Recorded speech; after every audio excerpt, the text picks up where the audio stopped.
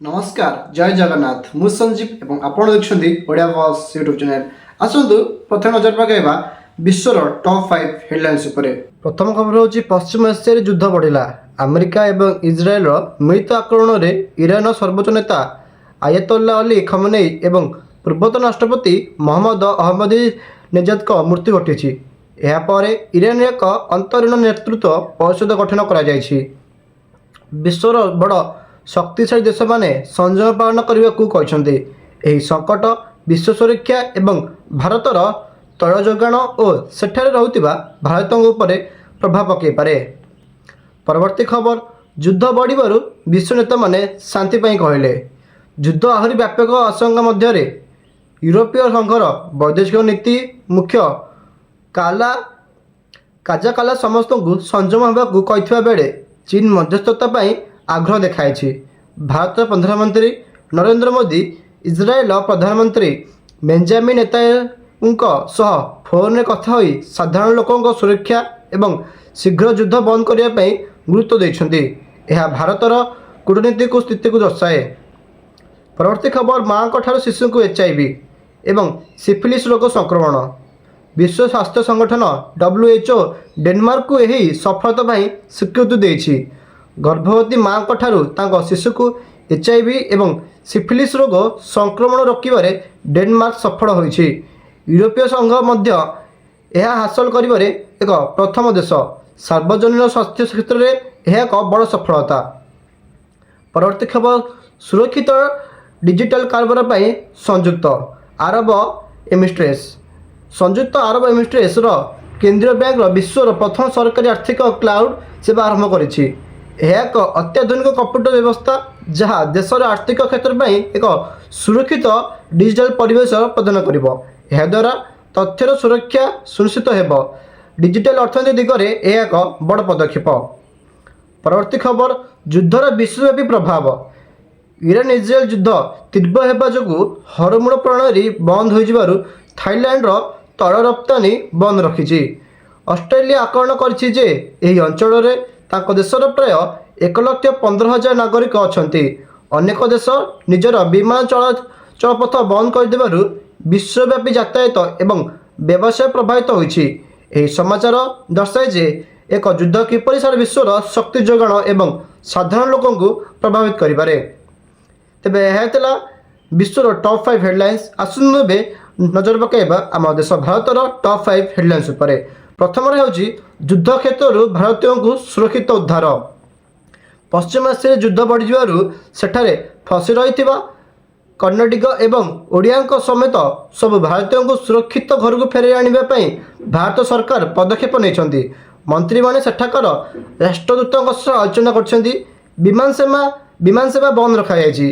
पूर्व मध्य भारत सरकार एभली संकट समय निज लोकों को सुरक्षित उद्धार करथिले। यह दर्शाए जे विपद समय सरकार किपरि निज नागरिकों को जत्न नियंती। परवर्ती खबर सानंद ठारे माइक्रोन कंपनी चिप कारखाना। प्रधानमंत्री नरेंद्र मोदी गुजरात सानंद ठारे अमेरिकार माइक्रोन कंपनी एक अत्याधुनिक कारखानार उद्घाटन करछन्ति। एही कारखाना रे भारत रे ही सेमीकंडक्टर चिप तैयारी हेबो। इलेक्ट्रोनिक्स क्षेत्र में भारत को आत्मनिर्भर करने दिगरे यह एक बड़ सोपान। परवर्ती खबर राष्ट्रपति मुर्मू दिल्ली लक्षद्वीप विटय योजना आरंभ कले। राष्ट्रपति द्रौपदी मुर्मू दिल्ली लक्षद्वीप विटय योजना नामक एक नुआ योजना आरंभ करछन्ति। पुराना लाडली योजना को सजाड़ी यही नुआ योजना अणा जायछि। एथिरे झियो मानकु पूर्वठारु अधिक टंका सहायता दिया जिवो जहा फल से माने पाठ पढ़ी पारिबे एवं आत्मनिर्भर होई पारिबे। झियो मानक उन्नति पई यह एक गुरुत्वपूर्ण पदक्षेप। परवर्ती खबर महाराष्ट्र विश्व सबुठ बड़ विज्ञान प्रकल्प। भारतर बड़ निर्माण company Larsen and Toubro L&T Maharashtra Hingoli जिले में LIGO नामक एक विशाल विज्ञान भेद केन्द्र तैयारी करिबो। यह एक अत्याधुनिक परीक्षागार जेउठारे महाकर्षण तरंग विषय मध्य अध्ययन करा जिवो। यह प्रकल्प भारत को विज्ञान और गवेषणा क्षेत्र में विश्वर अग्रणी देश मान धाड़ी में छिड़ा कराइब। परवर्ती खबर इतिहास रचिला जम्मू और काश्मीर प्रथम थर रणजी ट्रॉफी जितिला। जम्मू काश्मीर क्रिकेट दल प्रथम थर ପ୍ରତିଷ୍ଠିତ ରଞ୍ଜି ଟ୍ରଫି ଇତିହାସ ରଚିଛି। ସେଠାରେ ହୁବଲିଠାରେ 8 ଥରର ଚାମ୍ପିୟନ କର୍ଣ୍ଣାଟକ ଦଳକୁ ହରାଇଲେ। 67 ବର୍ଷ ଧରି ଏହି ଟ୍ରଫି ପାଇଁ ଅପେକ୍ଷା କରିଥିବା ଜାମ୍ମୁ କାଶ୍ମୀରର ଏହି ବିଜୟ ଅନେକଙ୍କ ପାଇଁ ପ୍ରେରଣା। ଆସନ୍ତୁ ଶେଷରେ ନଜର ପକାଇବା ଆମ ରାଜ୍ୟ ଓଡ଼ିଶାର ଟପ୍ 5 ହେଡ଼ଲାଇନ୍ସ ଉପରେ। ପ୍ରଥମ ହେଉଛି ବଡ଼ ସଫଳତା। ବଲାଙ୍ଗୀର ଏବଂ ବଡ଼ଗଡ଼କୁ ଓଡ଼ିଶା ପୋଲିସ ନକ୍ସଲମୁକ୍ତ ଘୋଷଣା କଲା। ଓଡ଼ିଶା ପୋଲିସ ପାଇଁ ଏହା ଏକ ଐତିହାସିକ ସଫଳତା। ପୋଲିସ ମହାନିର୍ଦ୍ଦେଶକ ଡିଜିପି ଯୋଗେଶ ବାହାଦୁର ଖୁରାନିଆ ବଲାଙ୍ଗୀର ଏବଂ ବରଗଡ଼ ଜିଲ୍ଲାକୁ ନକ୍ସଲମୁକ୍ତ ଘୋଷଣା କରିଛନ୍ତି। ଅନେକ ବର୍ଷର କଠିନ ପରିଶ୍ରମ ଏବଂ ବହୁ ସଂଖ୍ୟକ ନକ୍ସଲଙ୍କ ଆତ୍ମସମର୍ପଣ ପରେ ଏହା ସମ୍ଭବ ହୋଇପାରିଛି। ଏହା ଦର୍ଶାଏ ଯେ ଓଡ଼ିଶା ନକ୍ସଲମୁକ୍ତ ହେବା ଦିଗରେ ଆଗେଇ ଚାଲିଛି। ପୁଲିସ ଏବଂ ପ୍ରଶାସନିକ ଚାକିରି ପାଇଁ ପ୍ରସ୍ତୁତ ହେଉଥିବା ପ୍ରାର୍ଥୀଙ୍କ ପାଇଁ ଏହା ଏକ ଗୁରୁତ୍ୱପୂର୍ଣ୍ଣ ଖବର। ପରବର୍ତ୍ତୀ ଖବର, ପଶ୍ଚିମ ଏସିଆରେ ଫସି ରହିଥିବା ଓଡ଼ିଆଙ୍କୁ ସୁରକ୍ଷିତ ଫେରାଇ ଆଣିବା ପାଇଁ କେନ୍ଦ୍ର ସରକାରଙ୍କ ସହ କଥା ହେଉଛନ୍ତି ଓଡ଼ିଶା ସରକାର। ପଶ୍ଚିମ ଏସିଆରେ ଯୁଦ୍ଧ ଆରମ୍ଭ ହେବାରୁ ସେଠାରେ କିଛି ଓଡ଼ିଆ ମଧ୍ୟ ଫସି ରହିଥିବାର ଖବର ମିଳିଛି। ଓଡ଼ିଶା ମନ୍ତ୍ରୀ ପୃଥ୍ୱୀରାଜ ହରିଚନ୍ଦନ କହିଛନ୍ତି ଯେ ସେମାନଙ୍କୁ ସୁରକ୍ଷିତ ଘରକୁ ଫେରାଇ ଆଣିବା ପାଇଁ ରାଜ୍ୟ ସରକାର କେନ୍ଦ୍ର ବୈଦେଶିକ ମନ୍ତ୍ରଣାଳୟ ସହ କ୍ରମାଗତ ଭାବେ ଯୋଗାଯୋଗ କରୁଛନ୍ତି। ସଂକଟ ସମୟରେ ରାଜ୍ୟ ଏବଂ କେନ୍ଦ୍ର ସରକାର କିପରି ମିଶି କାମ କରନ୍ତି ତାହା ଏଥିରୁ ଜଣାପଡ଼େ। ପରବର୍ତ୍ତୀ ଖବର, ରାଜ୍ୟର 6ଟି PSU ଘାଟରେ ଚାଲୁଛି। ରାଜ୍ୟ ସରକାରଙ୍କ ଅଧୀନରେ ଥିବା 6ଟି ସାର୍ବଜନୀନ ଉପକ୍ରମ PSU ବର୍ତ୍ତମାନ ଘାଟରେ ଚାଲୁଛି। ସରକାର ଏହି କମ୍ପାନୀଗୁଡ଼ିକର ପୁନରୁଦ୍ଧାର ପାଇଁ ଏକ ବିଶେଷ ଯୋଜନା ପ୍ରସ୍ତୁତ କରୁଛନ୍ତି। ପରବର୍ତ୍ତୀ ଖବର, 3.36 ଲକ୍ଷ କିଶୋରୀ ଝିଅଙ୍କୁ କର୍କଟ ଟୀକା। ଓଡ଼ିଶା ସରକାର ରାଜ୍ୟର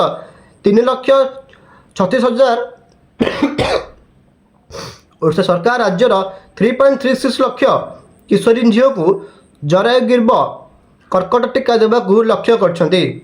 ଏହା ଏକ ବଡ଼ ସ୍ୱାସ୍ଥ୍ୟ ଅଭିଯାନ। ପରବର୍ତ୍ତୀ ଏବଂ ଶେଷ ଖବର, ପୁରୀରେ 1000 କୋଟିର କ୍ରୁଜ୍ ଟର୍ମିନାଲ। ପୁରୀଠାରେ 1000 କୋଟି ଟଙ୍କାର ଏକ କ୍ରୁଜ୍ ଟର୍ମିନାଲ ଏବଂ 1500 ଏକକର ଏକ ନୂଆ ସହର ବିକାଶ ପାଇଁ ପ୍ରସ୍ତାବ ଦିଆଯାଇଛି। ତେବେ ଏହା ଥିଲା ବିଶ୍ୱର, ଭାରତର ଏବଂ ଓଡ଼ିଶାର ଟପ୍ 5 ହେଡ଼ଲାଇନ୍ସ। ଆପଣଙ୍କର ଏହି ହେଡ଼ଲାଇନ୍ସ ଉପରେ କ'ଣ ରହିଛି ମତ ଆମକୁ କମେଣ୍ଟସରେ ନିଶ୍ଚୟ ଜଣାଇବେ। ତେବେ ଏହା ଥିଲା ଆଜି ଆମର ଭିଡ଼ିଓ। ଦେଖା ହେବା ଅନ୍ୟ ଏକ ନୂତନ ଭିଡ଼ିଓରେ। ସେଥି ପର୍ଯ୍ୟନ୍ତ ନମସ୍କାର, ଜୟ ଜଗନ୍ନାଥ।